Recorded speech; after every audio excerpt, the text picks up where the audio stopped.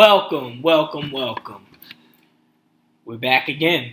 Welcome to Easy 3 Sport Production. I'm your host, Suttles. And today, we're just going to continue on with the series of the NFL 2024 draft class with the quarterbacks going through prospect.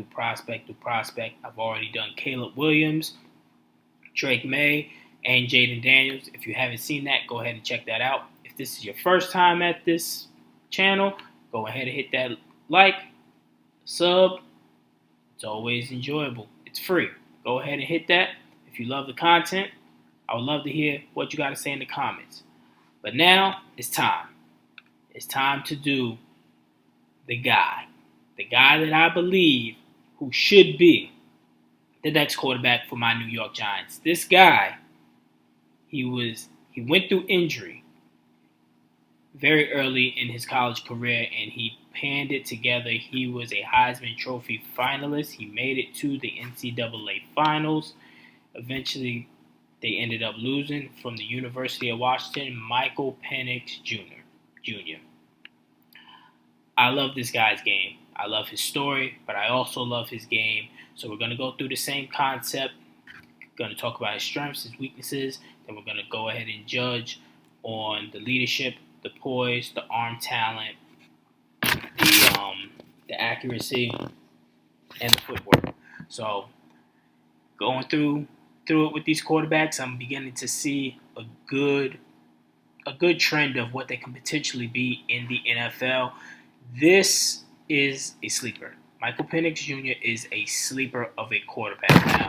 He is 6'3", 213 pounds, and he's a lefty. So the dynamics of however an offensive line is set up, you're now the backside of that team is going to be on the right side. So now it's going to mean that your right tackle will have to be the strength of your offensive line because he is a lefty, because that is his blind side. But let's go ahead and get started with the strengths. He's a good tight window thrower. He's a very good tight window thrower. He has a cannon for an arm. When the defenders are really close to the wide receiver and only giving him that small window to fit it in, he's able to thread that needle and fit that ball in. He is actually a very good blitz radar. All right, he understands what the defense is trying to do to him. He's able to pick up blitzes very, very fast and very easily, and knowing where he wants to go with the ball. Now, this can also be because he is one of the older guys coming out in this draft. I do believe he's 22 or 23, and going into the season, he will be 23, 24. I do believe that. So he is one of the older guys in this draft class. So that can play a part to it of why he's able to process information a lot faster. But just overall, seeing it throughout his entire college career, he was always good at picking up the blitz and knowing where he wants to go with the ball.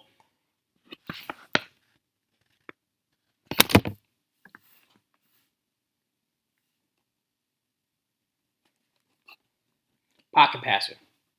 He understands how to maneuver through and within the pocket. He's still a very, very good pocket passer. His footwork is on point. He knows where to put the ball. He can throw it on all three levels, deep, medium, short. He can hit the outside of the numbers.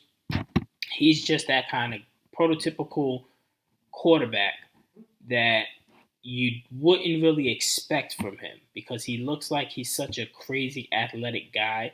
And not to say that he's not athletic, but he works better within the pocket. He works within a structure. He works better when it comes to a 7-step drop and getting the ball out of his hand. 5-step drop, getting the ball out of his hand.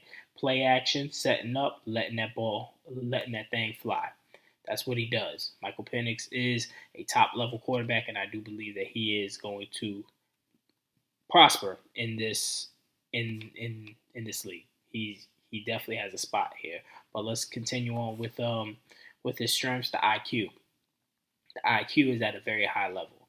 Now, as a Giants fan, I have seen a, not going to say a low IQ player, but I've seen a below average IQ quarterback to the point of Daniel Jones.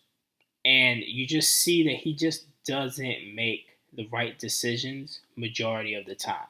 But now when we look across at San Francisco, and you always have that, oh, is Brock Purdy elite or anything of that nature? He doesn't do anything elite. Yes, he does. He does one thing elite. His IQ is off the charts. He makes the right decision 97% of the time.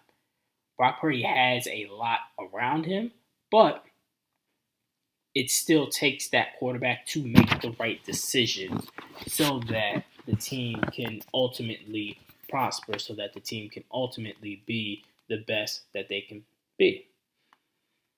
Toughness. Oh, man, the toughness is real. We've seen in the playoffs, we've seen in the college football playoffs, Michael Penix just get demolished. He was getting hit. He was getting hit. He was getting hit. He was getting up. He was holding his side, his ribs. It seemed like everything was hurting because that offensive line could not block the opposition. And he was getting beat to a pulp. And he kept on getting up. That's the kind of quarterback that you want. That's the kind of quarterback that's going to inspire the team simply off of him just being him. Him just being absolutely tough to the point that this guy's over here probably got broken ribs and he's still out here. My finger hurts. My wrist hurts. My elbow is scratched or whatever the case may be. I can't let my quarterback down. I can't let him down. That's the leadership quality to it. You can prove a lot just by being tough. And when you're tough, you get all the respect in the world the minute that you walk into any room. Point blank, period. So let's go through a little bit of his weaknesses. The injury concern. The injury concern is a high thing for Michael Penix Jr. As I was just saying, you see that he gets beat up a lot. Even though he's 213 pounds, he has a skinny frame. So surviving in the NFL will be particularly hard, but he's not an outside runner. So he doesn't really want to get out of the pocket to run. So his game really is pertaining to, him not getting injured, but injuries happen. I mean, football is, you have a 100% chance of getting injured when you're in football. But the injury concern is more so because of the two ACLs that he had injured when he was at Indiana and his basically first college career stint, because he was at Indiana, then he transferred to Washington. But yeah, he had two ACLs, and you can see it in his game, the movements and everything, that he had some kind of surgery dealing with his knee because it did take away some of his athleticism. But he's learned how to cope with it. He learned how to predicate and change his game around. But it's still going to be a huge concern going into the league because I still have not seen somebody who had injury concerns in college not have injury concerns in the pros, because guys are just bigger, stronger, faster, and they hit a lot harder. So, I mean, that is a main concern, but if he can fight through it, if he can get through it, he's going to work out pretty well. Handling pressure. So earlier I said one of his strengths is basically a blitz radar. He understands what the defense is trying to do, and he's able to pick up the blitzes. But he does struggle with pressure. And the pressure that I'm talking about is not the manifested pressure when you bring in 5 or bring in 6 on a blitz, because he's able to pick that up and he's able to pick you apart. It's more so the pressure of the front 3 or front 4. If you have an elite defensive line and they're able to get pressure with just 4 while still dropping back 7, that's what he struggles with. And that's what we've seen in the championship game, because the opposition had a very elite defensive line, and they only brought 3 or 4, but they was putting constant pressure. He was never in rhythm. He was throwing the ball high. He was throwing the ball low. He was trying to get out the pocket. They knew how to contain him. It was just one of the worst games that we've seen, but ultimately those are the national champions. So I mean, you can't really do too much. But overall, just throughout the season, when somebody has an elite defensive line and his offensive line cannot carry up and cannot hold up, he struggles with that mightily because you're dropping so many guys back in coverage. There are really no holes to attack the defense at, and it gets very difficult. It gets pretty cloudy once you're in that zone of out of rhythm, out of comfortability. You just feel like that you can't hit water if you fell out of a boat.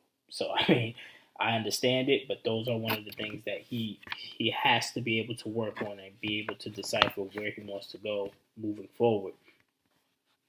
And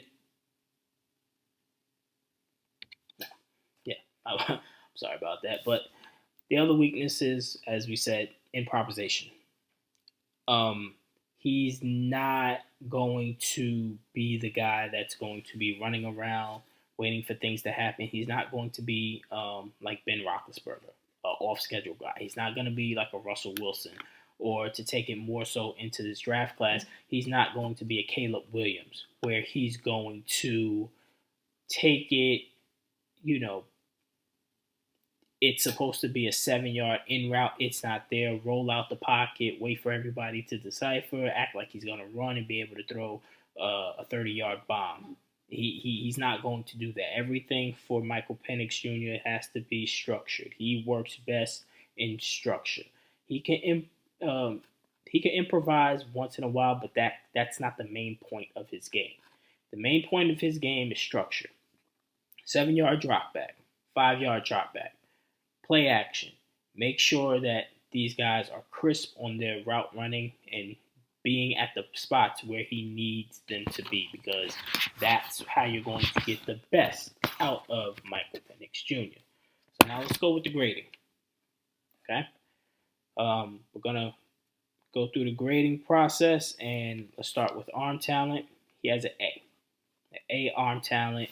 He's not in the A+ category. He's not, once he comes into the league, he's going to be top 5 or top 10, top arm talent in the league. No, but he has an NFL arm. He's able to make all level throws, all 3 level throws, short, medium, deep. He's able to hit anybody outside the numbers, inside the numbers. He doesn't really struggle with any of those. He's very well balanced. The arm talent, it's there. It's there. Accuracy, A+. This man is very accurate. He can put the ball on a string. You look at that ball and you be like, damn, he just dropped a dime. He can put it on the sideline to where his guy can get it and nobody else. He makes the tight window throws. He make them look easy, which they are not, but he makes them look easy. And it's a joy to watch. But his accuracy is 100% on point. That's an A+. Footwork, A-. Now, he does have a little bit more to work on when it comes to the footwork, because, as I was saying, handling pressure is one of his weaknesses. But that's just something that he has to work on, to being able to use his footwork to just buy that extra time when the pressure is there, but also knowing where to go. He doesn't have the greatest footwork that I've ever seen, but he knows how to get himself out of trouble, and he knows how to just buy a little bit more time in the pocket. He does like to get out of the pocket just a tad bit, but more so to look downfield, to get a better look downfield, to set his feet. If he's going out of the pocket, 9 times out of 10, he's going deep. Now, that can also be just because of the conference of where they play in the Pac-12. And the Pac-12 is kind of like, they're kind of a run and gun type conference where you're going to get some high scorers, deep ball throwers. You're not going to get too many checkdowns and things of that nature. But that's what he's been showing throughout his college career. Is like, if he's rolling out, he's looking to pass. He's not looking to run. You're not going to see a Michael Penix Jr. Running for 50 yards and a touchdown. Like, that's not going to happen. He'll go ahead. He'll do that 7-yard scramble. He'll go ahead and slide. He'll do a 5-yard scramble. But when he gets out the pocket, he's looking to throw that ball. He is not looking to run whatsoever. Poise, B plus, and you see it when he's basically with the pressure. Can he stay in that pocket? Can he stay in that pocket and stare down the barrel of a gun and make that play? Now, in college, he didn't have to do it so many times, but the opportunities that he did have it, he didn't prove to me that he can do it on a consistent basis, that he can stay within that and stare it down and make the good throw. Now, the poise, the B plus, you can always work on. When you get into the league, you're going to have to work on it because the guys are bigger, stronger, and faster. So they're going to be coming at you a lot faster and a lot harder. And you're either going to learn or you're going to drown. It's just as simple as that. And the leadership, A plus. As we were talking about earlier with his toughness, that's one point of leading, but he's also a local leader. And he gets those guys revved up to play, and he does it by example. You see how he interacts with the wide receivers on the sideline. You see how the coaches react to him. You see how the offensive line reacts to him. You see how everybody just reacts to him, and they feed off of Michael Penix Jr. They feed off of him because of the things that he's saying. They believe that he can carry them to the promised land. And that's one thing. When you walk into a locker room, and if you can be that leader, guys are going to simply respect it. If they see the toughness, if they see the work that you're putting in, they're going to follow you. It's as simple as that. You can learn leadership, or you can be born a leader. And the born leaders are the ones that can just walk into a room instantly, and people will just gravitate to them without any hesitation. Now the people that learn leadership skills, you see that they probably the best player, not really a people's person or things of that nature, and they just try to motivate. You can see that they're trying to think, but to a natural born leader, it looks like it's effortless. They say what they say, people just gravitate to them, and they just go. And Michael Penix Jr. is definitely a born leader. So overall, this prospect, he's an A minus. A-minus prospect, a very good quarterback. He's going to be a very good quarterback in this league. I believe that he is a mid to late first round pick. Now, he can also slip into the second round depending on how the draft ends up going. But I don't believe that he's going to be taken top 10 simply because of his age, one, and two, his injury concerns. And for what he's put on film, it's there. It looks very good. He looks like that he's going to be a very good player in this league. And I think that he's the sleeper. I think he's the sleeper of the draft in this quarterback class. And as I said, I think mid-round, late first, would not be surprised if he dropped to the second. And the best team that I see him for is, if you haven't been able to notice, my New York Giants.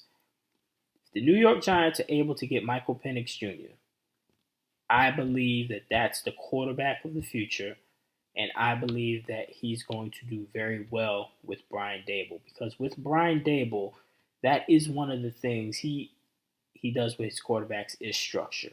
He hones in on what their weaknesses are. He works on them, as you've seen with Daniel Jones, as you've seen with Josh Allen. But structure is the kind of thing that he mostly wants to do. Now, the problem that he's having with Daniel Jones is Daniel Jones is not a structured kind of guy. And the issue with him not being a structured kind of guy, he doesn't have the talent of a Josh Allen. Because Josh Allen isn't that kind of structured guy either.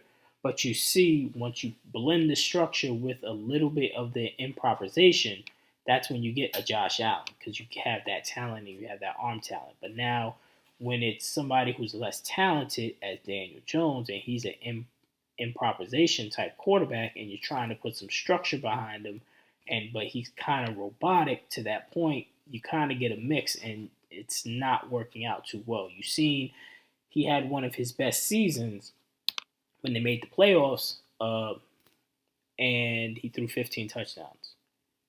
I mean, he looked good, but he just threw 15 touchdowns because he was operating under a structure. But you can tell that that's not Daniel Jones' game, but that is Michael Penix Jr. game.